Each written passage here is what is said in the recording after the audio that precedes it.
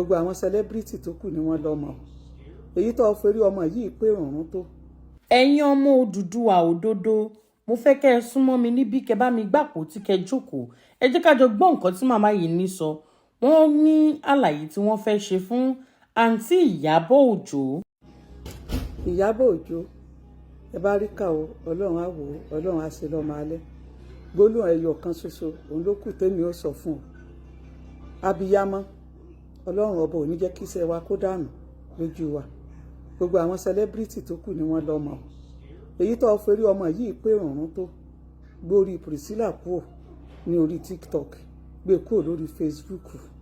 èyí tẹ́ ẹ ṣètò àṣejù tí ń wọ̀ ọ́ ẹ gbórí rẹ̀ kúrò kí ló le tó báyìí sáwọn àwọn tó kù òbí mọ ni ẹni tá a bá forí rẹ̀ pagbọ́n kéèmọ̀ jẹ́ ń bẹ̀ alágbájá ń gbà níwájú wọ́n ń gbà lẹ́yìn inú rẹ̀ sì ń dùn ọ̀n gbórí rẹ̀ náà ká kí ló dé ẹ gbórí rẹ̀ kúrò lórí TikTok ẹ jẹ́ kó sinmi ẹ jẹ́ kó ráyè wo ọmọ rẹ̀ níta bá fi níyì òun ní pọ́n àṣejù tí ń wọ̀ ọ́